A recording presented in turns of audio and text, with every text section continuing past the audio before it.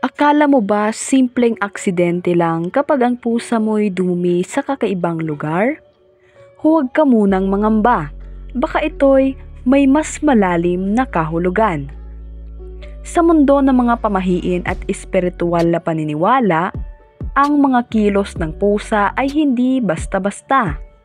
Mula sa pagdumi sa ilalim ng lamesa, loob ng banyo, sa mismong pintuan, hanggang sa ibabaw ng bubong. Bawat lugar ay maaaring magtaglay ng misteryo at sembolismo. Para sa ilan, ito ay abala. Ngunit sa paningin ng mga mapanuri at mapanampalataya, maaaring ito'y babala, proteksyon o senyales ng paparating na swerte. Magandang araw sa ating lahat at welcome po muli sa ating YouTube channel. Sa videong ito, tatalakayin natin ang part 2 tungkol sa mga kakaibang lugar na dinudumihan ng ating mga alagang pusa. Handa ka na bang tuklasin kung ano ang sinasabi ng iyong pusa? Alamin natin ang mga kahulugan sa likod ng kanilang hindi pangkaraniwang ritual. Una ay ang pagdumi o pag-ihi ng pusa sa ilalim ng mesa o kainan. Ang lamesa ay simbolo ng kasaganaan, pagsasalo at koneksyon ng pamilya. Ang ilalim nito ay tila itinuturing ng pusa na isang lugar ng kaligtasan at proteksyon. Kung ang pusa ay naroon para dumumi, maaaring may enerhiyang kailangang linisin o palayain sa pinakapundasyon ng inyong samahan sa bahay. Maaaring may hindi pagkakaunawaan, inggit o alitan na hindi pa nabibigyang linaw. Ano nga ba ang ibig sabihin nito? Sa praktikal na pananaw, ito ay maaaring dahil sa stress o discomfort. Maaaring ang pusa ay nakakaramdam ng takot o stress, kaya naghahanap ito ng ligtas, tahimik at tagong lugar, katulad ng ilalim ng mesa sa kainan para dumumi. Pangalawa ay problema sa litter box. Maaring marumi ang litter box, hindi niya gusto ang lokasyon nito o may ibang hayop na humahadlang sa kanya. At pangatlo ay territory marking. Sa ilang kaso, lalo na kung may bagong hayop o tao sa bahay, maaaring sinasadyang dumumi roon ng pusa upang markahan ang teritoryo niya. May dala ba itong swerte? Hindi tuwirang swerte, pero may malalim na sembolismo. Una, ito ay maaaring babala tungkol sa enerhiya sa tahanan. Ang kainan ay simbolo ng kasaganaan, pagkakaisa ng pamilya, at pagpapakain ng espiritu ng tahanan. Kapag ang pusa ay dumumi sa ilalim ng kainan, ito ay maaaring indikasyon na may negatibong enerhiya o di pagkakaunawaan sa pamilya, o may baradong daloy ng swerte at kasaganaan. Sa ganitong pananaw, hindi ito malas, kundi isang babala upang bigyang pansin ang kalinisan ng enerhiya ng inyong tahanan. Pangalawa ay ang pagsipsip o paglilinis ng pusa sa negatibong enerhiya. May paniniwala na ang pusa ay may kakayahang sumipsip ng malas, sakit at masamang espiritu. Kapag siya ay dumumi sa isang partikular na bahagi ng bahay, lalo na sa lugar ng pagkain, maaaring ito ay senyales na siya ay gumaganap ng papel bilang tagapaglinis ng enerhiya. Maaaring tinatanggal niya ang masamang enerhiya upang muling dumaloy ang swerte at kasaganaan. At pangatlo ay ang pagpapaalala na ayusin ang samahan sa tahanan. Kung sa panahon ng sigalot, tampuhan o problema sa pananalapi ito nangyari, ang kilos ng pusa ay maaaring paalala na ayusin muna ang loob ng tahanan upang muling pumasok ang biyaya. Paano nga ba ito gawing positibo? Linisin ito ng may pasasalamat. Habang nililinis mo ang lugar, iwasang magalit sa pusa. Sa halip, Isipin ito bilang pag-alerto niya sa iyo na may kailangang ayusin o palayain sa tahanan. Maaaring magsindi ng kandila o insenso sa hapagkainan. Sa mga paniniwalang espiritual, ito ay makakatulong upang linisin ang lugar mula sa anumang mabigat na enerhiya. Pangalawa ay ang pagdumi ng pusa sa loob ng banyo o CR. Ang pagkilos ng pusa na dumumi sa loob ng banyo ay maaaring may praktikal na dahilan. Ngunit sa larangan ng pamahiin at espiritual na paniniwala, may ilang posibleng kahulugan din ito. At may mga naniniwala na swerte ito sa ilang aspeto. Sa praktikal na paliwanag, una, tahimik at pribado ang banyo. Natural sa pusa ang maghanap ng tahimik, ligtas at secluded na lugar para dumumi. Pangalawa, gustong-gusto nila ang malinis at malamig na sahig. Maaaring komportable sila sa tiles o sementadong palapag ng banyo.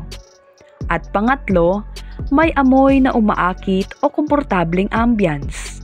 Halimbawa, kung palaging bukas ang pinto at tahimik ang paligid, maaaring piliin ito ng pusa bilang isang safe spot. Sa paniniwala at pamahiin naman, sinasabing swerte kapag ang pusa ay marunong gumamit ng banyo. Ito ay simbolo ng kaayusan sa bahay na maaaring magbukas ng pinto sa masaganang pamumuhay at magandang daloy ng enerhiya.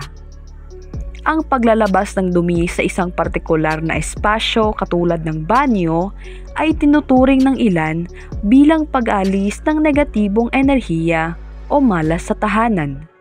Ang banyo ay isa ring simbolikong lugar ng paglilinis.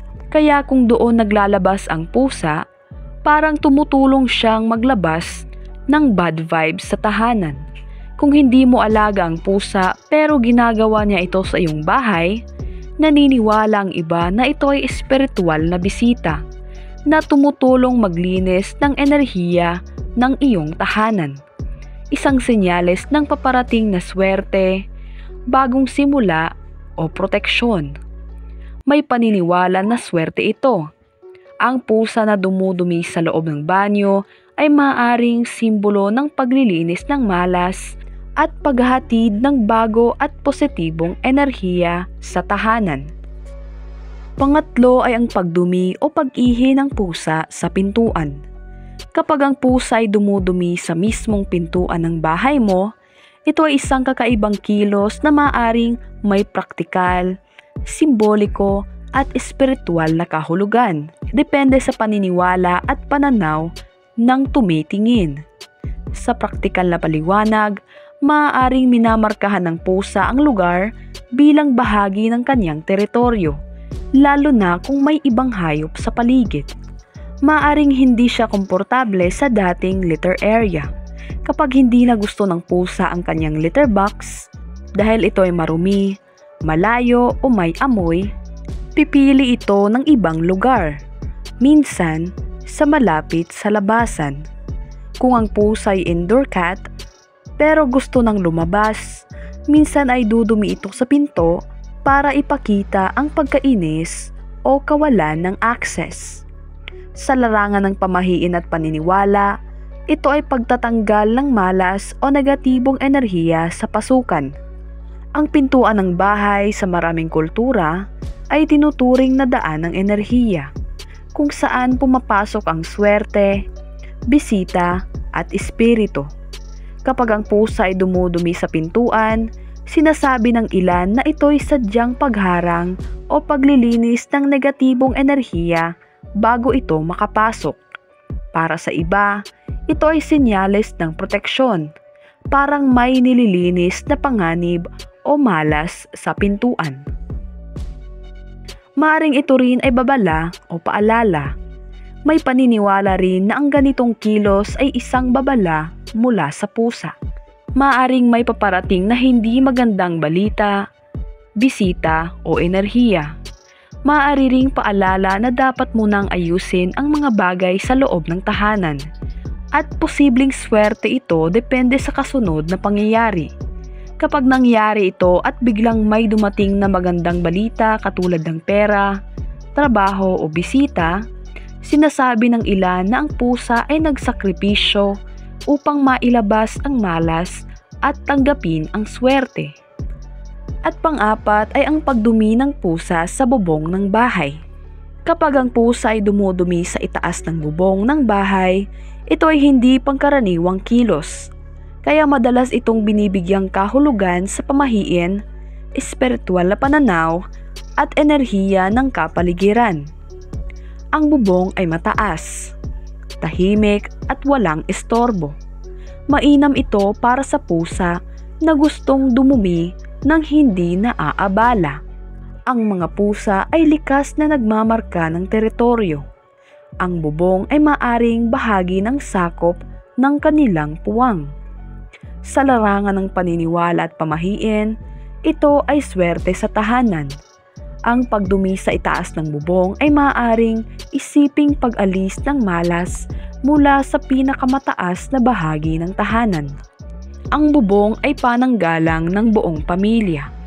Kung doon naglabas ng dumi ang pusa, maaaring ito ay ritualikal na paglilinis ng itaas na enerhiya, simbolo ng pagbubukas ng kaisipan, biyaya at proteksyon mula sa itaas. Inilalabas ng pusa ang anumang bigat o malas na maaaring nakaipon sa enerhiya ng tahanan, kaya may paniniwalang swerte ito. Ito rin ay babala ng enerhiyang hindi nakikita. Ang bubong ay madalas na iniuugnay sa espiritual na antas o kalangitan. Kapag sa bubong dumumi ang pusa, sinasabi ng ilan na maaaring may enerhiyang hindi balanse o paalala na kailangang protektahan ang pamilya mula sa espiritual na panganib kagaya ng inggit, sumpa o matinding emosyon sa loob ng tahanan. Sinasabi ng ilang matandang pamahiin na ito ay pagpapaalis ng luma o bigat mula sa nakaraan at pagbubukas sa bago at mas magaan na simula. Kapag ito'y nangyari bago ang isang mahalagang okasyon, katulad ng bagong taon, kaarawan o bagong trabaho, maaaring ituring itong senyales ng malinis na pasimula o tulong mula sa itaas. Ang pusa na dumudumi sa bubong ay maaaring ituring na swerte dahil sinasabing nililinis niya ang pinakamataas na bahagi ng tahanan mula sa malas. Ito rin ay proteksyon bilang babala laban sa espiritual na banta. At ito ay simbolo ng bagong simula kung ito'y sumabay sa pagbabago o desisyon sa buhay. Gayunpaman, huwag ding kalimutan ang praktikal na dahilan. Baka hindi maayos ang litter box o may stress ang pusa. Ibalanse ang paniniwala sa pag-aalaga. Ang mga kilos ng pusa, lalo na kapag sila'y dumudumi sa mga di karaniwang lugar ng bahay, ay tila simpleng bahagi lamang ng kanilang natural na ugali. Ngunit sa mata ng paniniwala at pamahiin, ito'y maaaring mensahe, isang babala, gabay o paalala na may nangyayaring higit pa sa ating nakikita. Kung ito man ay pag-aalis ng malas sa pintuan, paglilinis ng enerhiya mula sa bubong o paghahatid ng proteksyon sa loob ng tahanan, ang bawat pagdumi ng pusa ay tila may layunin. Sa halip na agad magalit, baka mas mainam na magmuni-muni. Baka ang iyong pusa ay hindi lang basta alaga, kundi isang tahimik na tagapangalaga ng swerte sa inyong tahanan. Maraming salamat po sa inyong panonood at sana po ay meron tayong natutunan sa videong ito. Good luck and God bless po sa ating lahat.